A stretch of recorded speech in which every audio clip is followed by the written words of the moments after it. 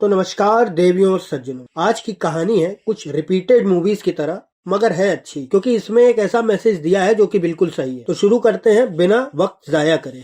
तो कहानी की शुरुआत होती है करनाल से, जहां रकुल प्रीत जी बच्चों को केमिस्ट्री पढ़ा रही होती हैं एग्जाम्पल के साथ, जिसमें वो एक बच्चे का 200 का नोट जला के दिखाती हैं और नोट नहीं जलता केमिस्ट्री की किसी फॉर्मूले की वजह से। मतलब कहानी में दिखाया गया है कि रकुल प्रीत जी यानी कि सानिया जी केमिस्ट्री की बहुत जानकार होती हैं कहानी का बेस बनाने के लिए, और सानिया जी की फाइनेंशियली हालत अच्छी नहीं होती और उनकी मम्मी यानी कि डॉली आलूवालिया जी दिखाई गई हैं कॉमेडी रोल में, जो कि मोहल्ले के लौंडों के साथ जुआ खेलती हैं।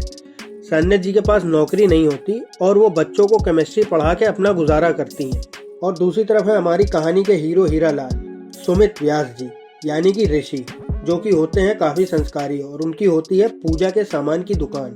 फिर दोनों की मुलाकात होती है एक बस में और सान्या जी उन्हें लखैरा समझकर इग्नोर कर देती हैं। और फिर कहानी के बेस को जान देने के लिए एक सीन दिखाया गया है जिसमें सान्या जी पतंग उड़ा रही होती हैं, पतंग पे 2000 का नोट चिपका के, इस कॉन्फिडेंस में कि उनकी पतंग कोई काट नहीं सकता क्योंकि उन्होंने मांझे पे केमिस्ट्री का एक फॉर्मूला यूज किया होता है। तो उनके पड़ोसी यानी कि सतीश कौशिक जी आका रतन लांबा जी, जो कि होते हैं कॉन्डोम फैक्ट्री के मालिक, उनका लड़का लंगड़ मारकर उनकी पतंग लूट लेता है। तो सान्या जी उनके घर पहुंच जाती हैं और केमिस्ट्री के फॉर्मूले की बात बताकर पतंग और पैसे दोनों वापस ले आती हैं। फिर लांबा साहब पीछे लग जाते हैं सान्या जी के उनको नौकरी देने के लिए, और वो समझती हैं कि वो अपने लड़के की ट्यूशन की बात करने आए। पर जब उनको पता चलता है कि वो अपनी कॉन्डम फैक्ट्री में क्वालिटी हेड की जॉब देने के लिए आए हैं, तो वो उनको भगा देती हैं। पर ऐसा करने से प्रॉब्लम्स तो खत्म होने वाली थी नहीं, और सान्या जी पहुंच जाती हैं वापस लांबा साहब के पास 50,000 सैलरी की डिमांड करके, और बात पक्की हो जाती है। पर दोनों लोग की एक एक शर्त होती है। सान्या जी बोलती हैं कि बाहर किसी को ये बात पता नहीं चलनी चाहिए कि हम यहाँ काम करते हैं, और लांबा साहब 1 साल का जॉब एग्रीमेंट करवा लेते हैं। और फिर होता है जॉब शुरू, और सान्या जी को वहाँ के वर्कर ऐसे देखते हैं जैसे बौरे गांव ऊँट देख लिया। फिर धीरे धीरे सान्या जी काम सीख जाती हैं। फिर वो जाती हैं अपनी दोस्त के एंगेजमेंट में और वहाँ मिलते हैं उनको ऋषि भैया फिर से, और फिर वहाँ बातचीत होती है और फिर मुलाकातें बढ़ जाती हैं, प्यार व्यार दोस्ती वोस्ती सब हो जाता है। और एक तरफ नौकरी से पैसा तो आ ही रहा था, सब मस्त चल रहा था। फिर दोनों लोग अपने अपने घर वालों को बताते हैं, फिर बात आगे बढ़ती है और दोनों लोग शादी कर लेते हैं। पर एक मिनट, सब लोग ये जान लो कि ऋषि के घर वाले अभी तक ये नहीं जानते कि सान्या कॉन्डम फैक्ट्री में काम करती हैं। फिर आती है सुहाग रात। हाँ, अब ज्यादा खुश होने की जरूरत नहीं, बॉलीवुड अभी इतना बोल्ड नहीं हुआ है, मैसेज वाली पिक्चर है। तो सान्या जी ऋषि को कॉन्डम यूज करने के लिए बोलती हैं, पर वो नहीं मानते और सान्या को कन्विंस कर लेते हैं बगैर प्रोटेक्शन के सेक्स करने के लिए। और अगली सुबह हम देखते हैं कि ऋषि की भाभी सिर पर कपड़ा बांधे हैं और पैरों में मूव वगैरह लगा रही है, और उनके पति बड़े ही प्यार से उनको हेल्प करते हैं। वाह, कितना आदर्श पति है, यही सोच रहे हो ना? ठीक है, तो आगे देखो। फिर सान्या भी पूछती हैं कि सर पर कपड़ा क्यों बांधा है, तो भाभी बताती हैं कि थोड़ा सर में दर्द है, और उनकी लड़की बोलती है कि मम्मी के रोज कहीं ना कहीं दर्द होता ही रहता है। और फिर सान्या निकलती हैं ऑफिस के लिए, तो भाई जी ऋषि के साथ सान्या को भेज देते हैं। फिर वो झूठ बोलती हैं और जैसे तैसे बात को छुपा लेती हैं, और अपने भाई जी जो होते हैं वो स्कूल में होते हैं टीचर, जो कि बायो पढ़ाते हैं, मगर लड़का लड़की में भेदभाव करके, और लड़कियों को अलग क्लास में भेज देते हैं फीमेल टीचर से पढ़ने के लिए। फिर भाई जी की बेटी आती है सान्या के पास बायो का रिप्रोडक्शन चैप्टर पढ़ने, और वो बोलती हैं कि तुम्हारे पापा तो खुद बायो टीचर हैं, तुम मेरे पास क्यों आई हो? तो वो बताती है कि पापा तो इस चैप्टर की तरफ देखते भी नहीं, और आप हमको बस फीमेल रिप्रोडक्शन ऑर्गन वाला पार्ट पढ़ा दो, क्योंकि ये दोनों ऑप्शन में आते हैं। तो सान्या उनको दोनों ही, मेल और फीमेल दोनों पार्ट ही पढ़ा देती हैं। फिर एक सीन में दिखाया गया है कि सान्या की भाभी यानी कि ऋषि और सान्या की भाभी गिर जाती हैं और उनको बहुत बुरी तरीके से ब्लीडिंग हो रही होती है। वो बोलती हैं कि उनको तुरंत हॉस्पिटल लेके चलो। तो वहाँ हॉस्पिटल में नर्स सान्या को बताती हैं कि ये दूसरा मिसकैरेज था और बच्चा नहीं चाहिए तो कॉन्डम का यूज क्यों नहीं करती।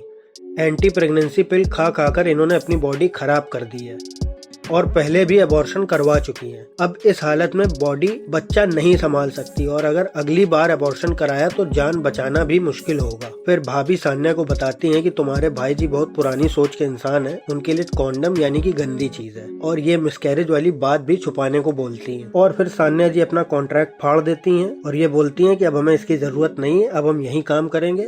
तो लांबा साहब खुश हो जाते हैं। फिर ऋषि और सान्या एक रात गपागप करने जा रहे होते हैं तो सान्या जी एक फाइल बनाकर लाती हैं जिसमें सेल्फ सेक्स एजुकेशन के बारे में लिखा होता है। फिर वो बोलती हैं कि अगर सेक्स करना है तो कॉन्डम यूज करना पड़ेगा वरना गपागप भूल जाओ। तो ऋषि भैया पहुंच जाते हैं कॉन्डम लेने। प्रकाश बेदी जी आका मदन चाचा के पास। मदन चाचा ऋषि को कॉन्डम देते तो हैं मगर मुंह सड़ाकर, क्योंकि वो उनके भाई जी से भी ज्यादा पुरानी सोच वाले होते हैं। और फिर सान्या जी भी खुश हो जाती हैं और हो जाता है गपागप। फिर अगले दिन सान्या जाके भाभी से बोलती हैं कि अब तो ऋषि भी कॉन्डम यूज करता है तो आप भी भाई जी से बोलो। तो भाभी बोलती हैं जिस दिन सारा करनाल यूज करने लगेगा तब वो भाई जी से बोलेंगी। फिर सान्या जाकर मोहल्ले की सारी औरतों को बुलाकर सबको ये समझाती हैं कि एंटी प्रेगनेंसी पिल्स कितनी हार्मफुल है। तो सारी औरतें मान जाती हैं और अपने अपने पतियों को बिना कॉन्डम के गपागप करने नहीं देती।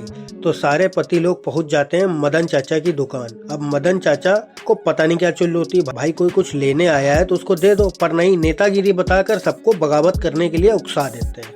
तो सारे पति लोग बगावत कर देते हैं और बीवियों को लगता है कि उनके पति बाहर मुंह मार रहे हैं और वो जाकर सान्या जी को बोल देती हैं कि अब हम लोग अपने पतियों को नहीं रोक पाएंगे, सॉरी।